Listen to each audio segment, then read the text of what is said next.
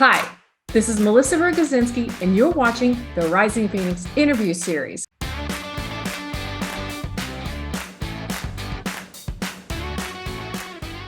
This is where leaders of legal tech come together to discuss best practices for strategy, growth, and success. Today, I'm delighted to have Steve Salkin, editor-in-chief of Law Journal Newsletters, as our guest. Welcome, Steve. Thanks, Melissa. How are you? I'm doing great. I'm excited to do this with you. Thanks for lining right up. Oh, no problem. Excited myself too. So for our audience, I want everybody to know Steve and I have been working together for about a year. I've been published in Legal Tech News, and he saw something and republished it. And unbeknownst to me, until 5 months later, when I picked up a new client as a result, thank you very much, Steve. And Steve and I were able to connect after that. We've gotten to know each other. We visit together at Legal Week and have really developed quite the collegial relationship and look for opportunities to help each other out. So. And I love my hat that you gave me. Excellent. Well, Steve, I kind of gave the audience my spiel about our relationship, but if you don't mind, tell our audience a little bit about your background and how you got into legal industry journalism. Well, it wasn't the goal when I got out of law school. I got out of law school in the early 90s, and that was when we were facing a real recession, not the kind of semi-recession we're in now. And there just were not a lot of jobs for lawyers at that point, especially for those who are not law review, top of the class types like myself. And I answered an ad. Basically, I always wrote. I wrote in college for the school newspaper, mostly in sports, but whatever. I answered an ad. Somebody was looking for legal journalist, and that's kind of, it wasn't ALM to begin with. That was a person who did a computer law book. So I started that way. So it's kind of been legal tech since the beginning. And moved around a little bit and been with ALM and doing the newsletters for 20 years and attending Legal Tech, now Legal Week, for almost that long. Yeah, but we're veterans of the industry. I think it's always going to be legal tech to us. True. Yeah. So, okay. So for our audience, Steve and I are going to discuss some post-pandemic growth strategies specifically for law firms. And then we're going to touch a little bit on the impact and the buzz of AI in legal marketing. So with that, let's start with the first article. Marketing isn't sales, but it should lead to sales. So Steve, law firms, like other businesses, have typically approached marketing and business development as completely separate functions. How does this impact a law firm's ability to drive brand recognition and revenue growth in 2023? I think marketing services can provide client content for clients about what's going on in the industry, which again will lead to something we'll talk about later as far as thought leadership. They can show clients that they understand their business and what their goals are. And I think anytime you can do that, that's going to ingratiate your client to you and become somebody they're going to turn to when they have an issue that they need help with. And what about business development?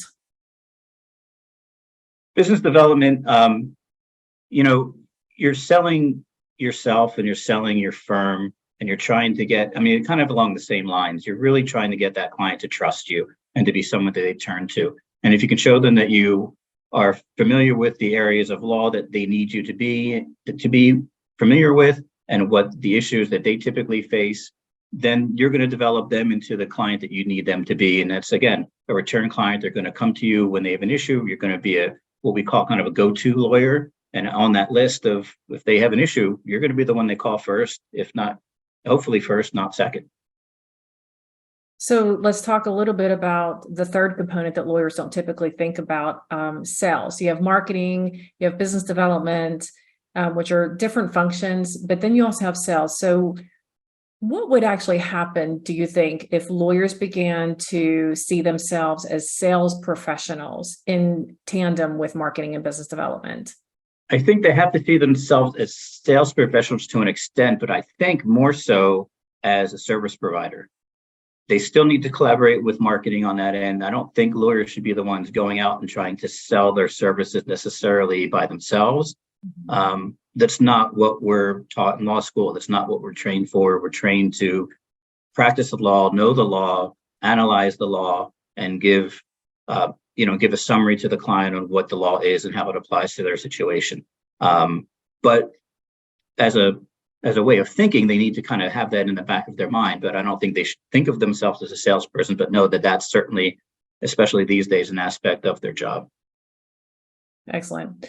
So let's talk about how to build a good business development plan. So in our article, 6 Steps to a Successful Business Development Plan, we discuss how critical it is to a law firm's growth strategy. It's really the bridge between marketing and sales. So why is thought leadership, like you mentioned before, why is thought leadership so important to a law firm's growth strategy? It shows the clients that you know what you're talking about, and it shows that you're on the forefront of that industry. Clients look to lawyers, horizon scan, look ahead, see what's coming down the pike in that industry, what regulations might be coming up, what cases might be coming down that are going to be decided that might impact the issue you're facing or the industry your client is in. And that's all good stuff to show to your client that you can prove to them that you know what's going on. And again, be that, we keep going back to it, but be that go-to resource.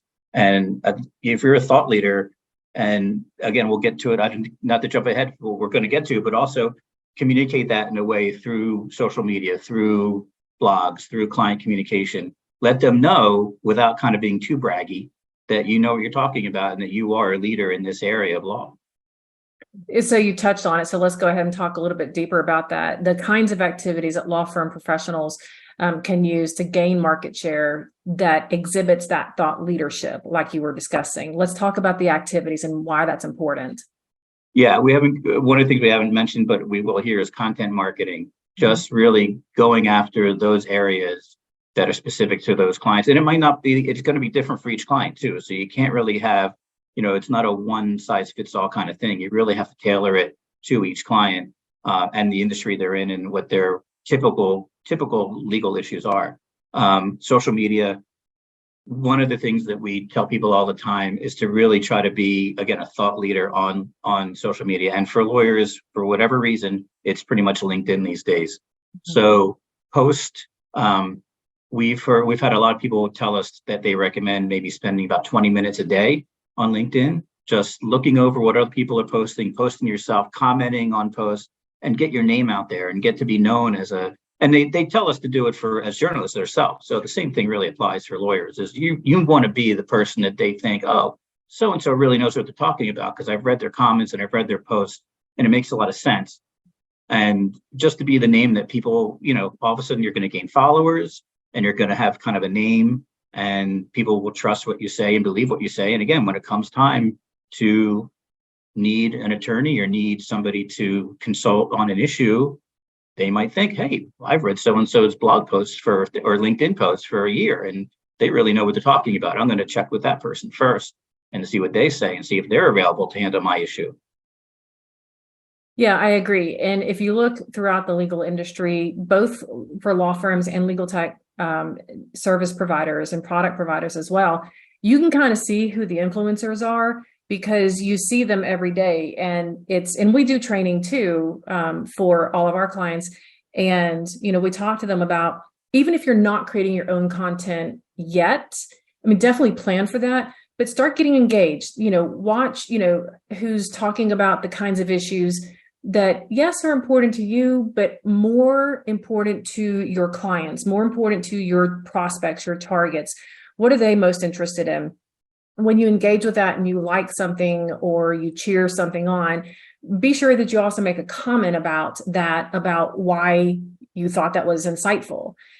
Because that's the kind of thing that it starts showing up on your feed and people start seeing your name. And then as you're creating content, like you said earlier, make sure that the content you're creating, again, it's not about you, your features and benefits. You don't have to sell that. If you're preparing content and putting it out there about understanding what the pain points are of your clients, your target clients, your prospects, they're going to see that. And that's what builds trust, and they'll follow you. And then, and there's other ways to kind of not only get that exposure, but actually get lead generation and opportunities out of it. And I'll say this too, you probably know this as well. You're almost never going to get somebody posting on LinkedIn, hey, so-and-so, I need an appointment with you. You're not going to know people are following you I had one person calling me for years and did not know it until they reached out and he had an opportunity for me. So they will reach out to you privately through email, through direct message, what have you. But just know that it works. It's brand awareness, it's thought leadership, it's developing that reputation, developing that trust, and they will find you. They know where to find you. Yeah, the other thing I'll say is a little trick you can do when you find those influencers, try to connect with them so that when people do look at your profile or they do glance, say, oh, so-and-so is connected with them. So it automatically gives you kind of, back end credibility in that regard, even though you might not be best friends with the person or you might not even know that person. But if they've accepted your connection for whatever reason, you can write a little note and say, hey, I met you at this conference, or I followed you for a long time, or whatever it is. If you get that connection and other people see that you're connected to that influencer and kind of, by proxy, you're kind of an influencer yourself in that regard. No, and that's a good idea too. When you're connecting with people, make sure that you, because LinkedIn will let you add a note.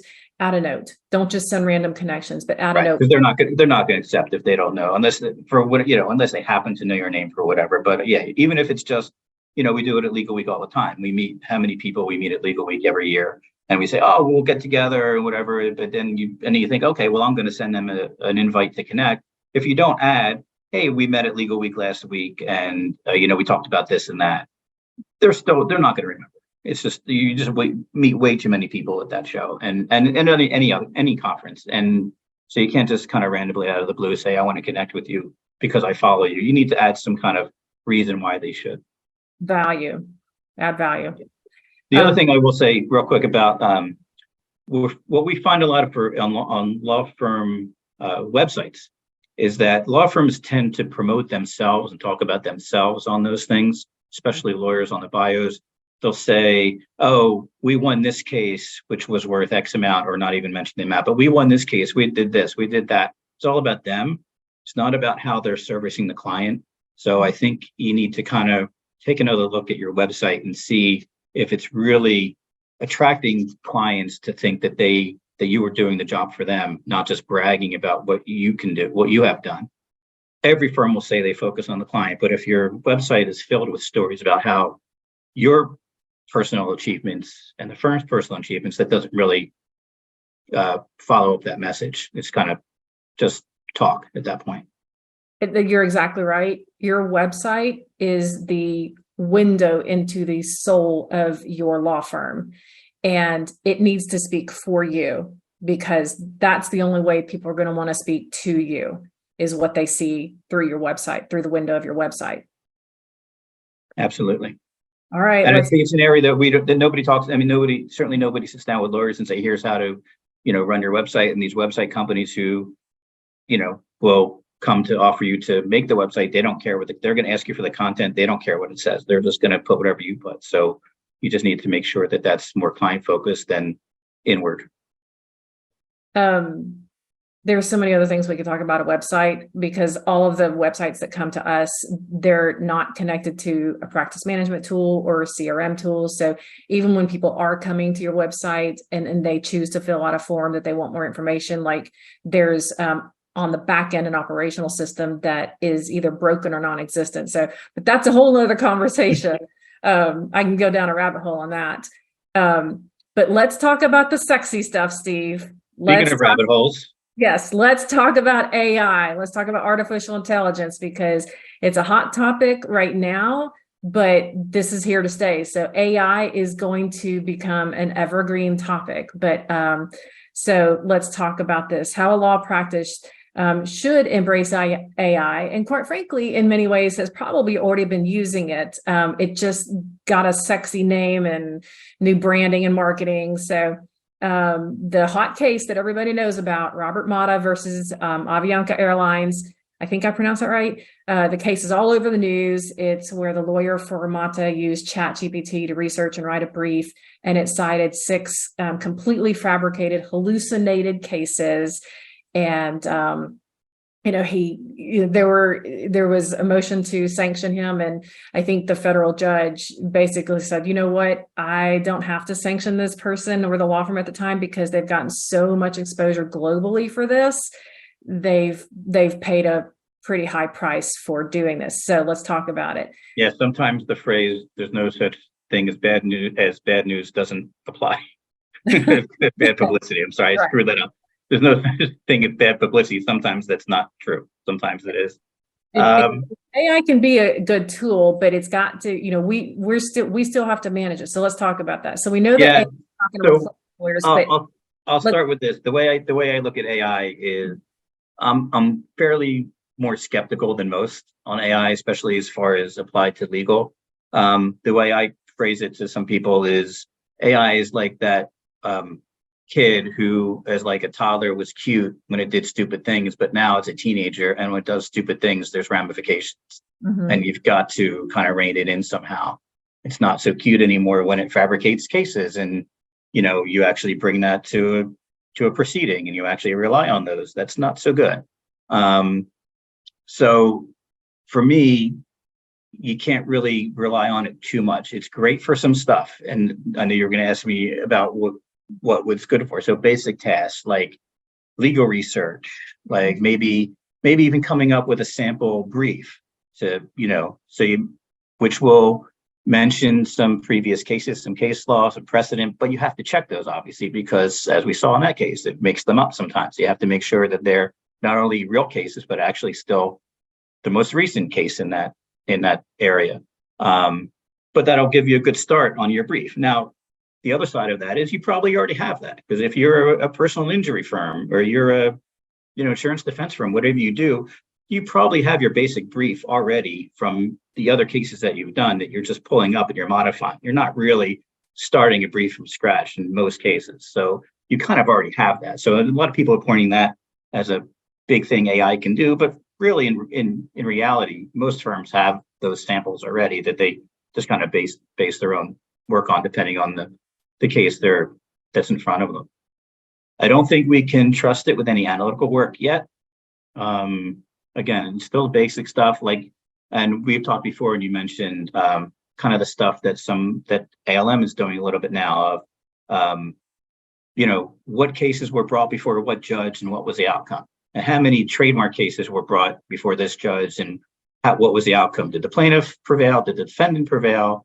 What jurisdiction was it in?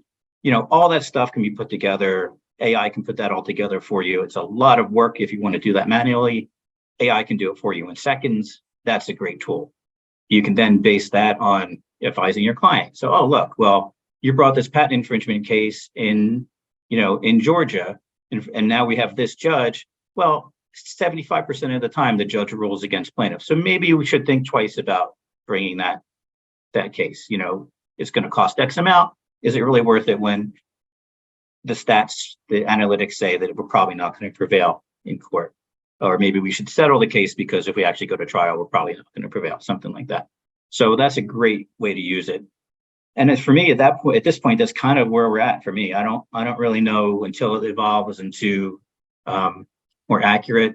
And also, we talked earlier too, before the call, the data set is limited, and it's not, especially for Chat GPT, it hasn't been updated since March of 2022, I think at this point. Was it the fall of 2022? Was it fall of 2022? So, yeah, it's not even up to date, the field that is looking for answers. So a lot could have happened in the law in that span of time. So you can't really trust it for that. Again, it's a great starting point. Use it for stuff that will take you hours to do manually. Great. But as far as legal analysis and relying on it for case law, I'm not so sure. Yeah, I think doing basic research, but you're still the lawyer, still the legal professional. And we're going to talk about marketing too, but it's still, at the end of the day, it's got your name on it. It's your ethical duty. We have to learn technology, but it's also an ethical duty to make sure that everything has been verified and is accurate. Yeah, and it's a malpractice case waiting to happen. I mean, regardless of what that judge rules, it's just, if you rely on AI to write your brief and the cases are false, then you're going to have to live with that, and the client can sue you for malpractice because you didn't do your job. Right. All right, so let's talk a little bit about AI and marketing, which I know is a little bit more my wheelhouse, but I certainly want to hear what you have to say about it too. So, what are some of the pros that you have heard or seen on how AI is being used in legal marketing? Yeah, SEO, I think is a great tool. I think it can identify the search terms that are generating the most traffic, and I think you can make sure you include those. You can probably even write a good headline using SEO for your marketing materials. And similar to legal work, you can use it for a basic email or a basic message, and you just have to review it as the professional. You know the industry, you know what you want to say to your client. You want to add your voice to it, which is a big problem I have with AI. It has no real human voice, and there's no interpersonal connection there, which you want to, especially in marketing. I mean, it's a people business, right? You're people to people, and you're communicating with people. You're developing your relationships, and AI can't do that. Again, it can give you a great starting point, and but you really need somebody to go through it and make sure it says what you want the client to know about you and about yourself and the way your firm and your company operate. Yeah, and that kind of lends to some of the downside about using AI in marketing. It's like you mentioned earlier, there's a lack of up-to-date information.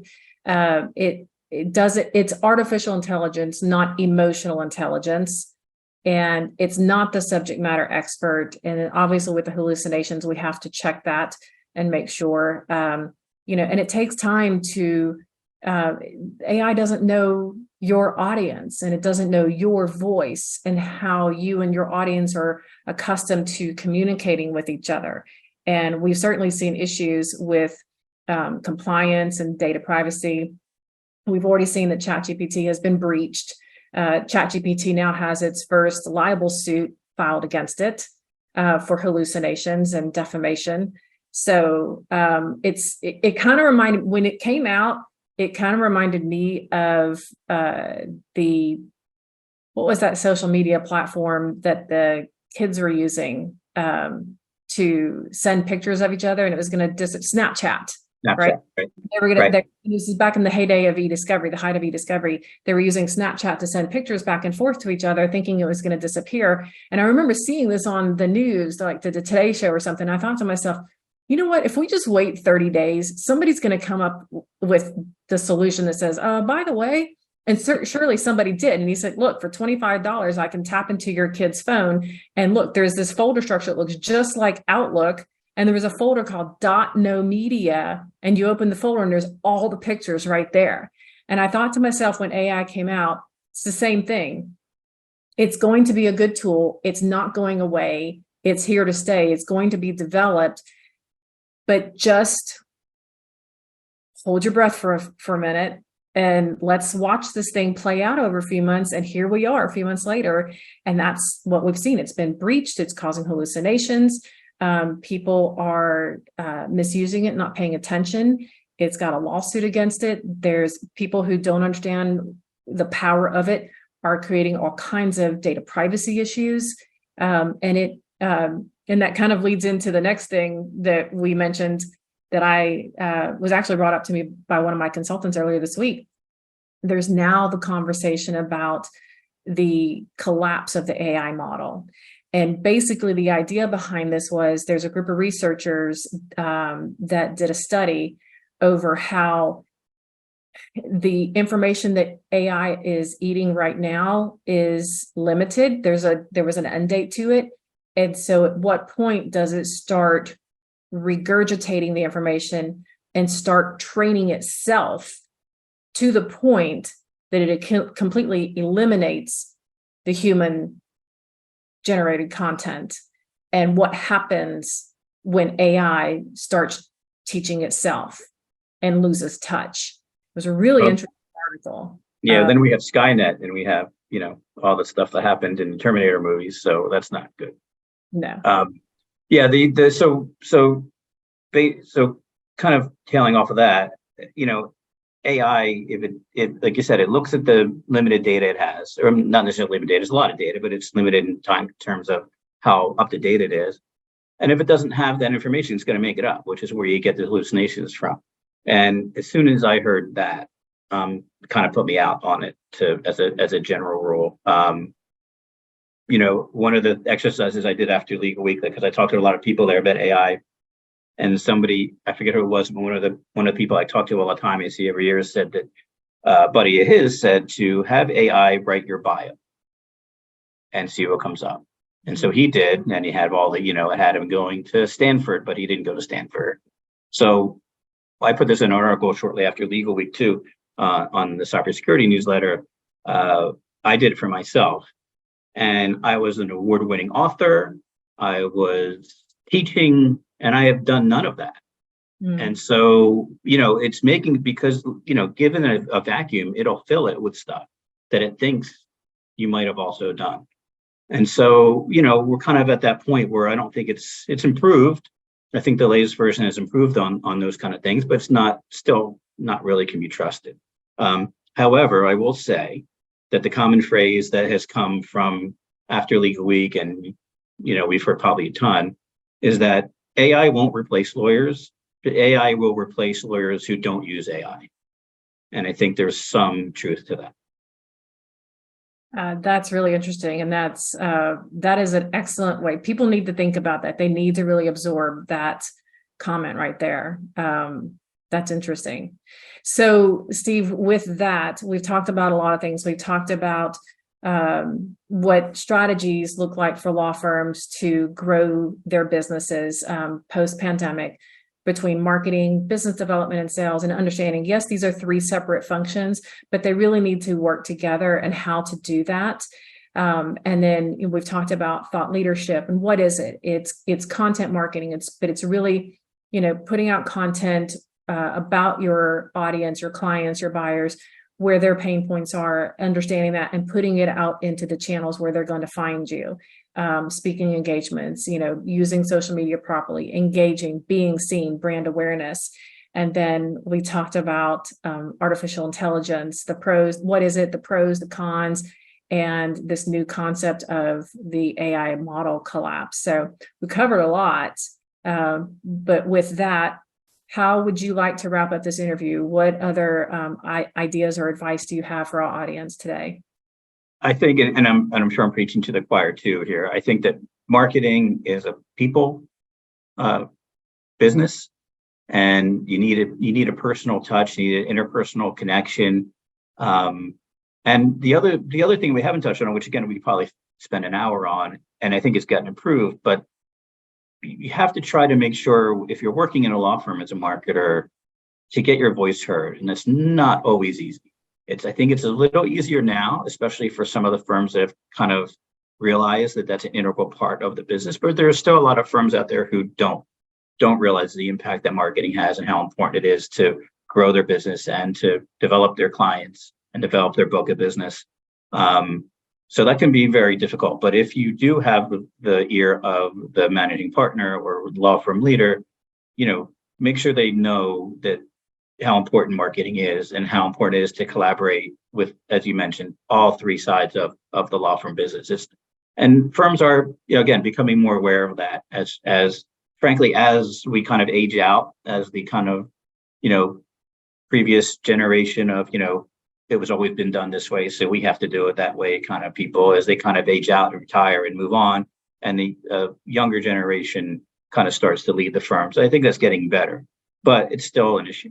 And it's still something that, if you have the year, it's just the collaboration between all the aspects of a firm and of how an attorney works is important. So better collaboration and less silos. Correct. Absolutely. Great way to put it. Yeah. Great. All right, Steve, thank you very much for joining me for the Rising Phoenix interview series. We've gotten to work together now for the last year, and you've done so much for me. And now I'm happy to have you on this new program of ours. And thank you to our audience for joining us. I hope that you've enjoyed the interview with Steve Salkin, editor-in-chief of Law Journal Newsletter. Be sure that you subscribe to it. My name is Melissa Rogozinski with RPC Strategies, home of the Dream Team. Please connect with RPC Strategies on LinkedIn, or you can email us at rpc@rpcgrowthstrategies.com or 205-873-1234. Thanks so much. Bye.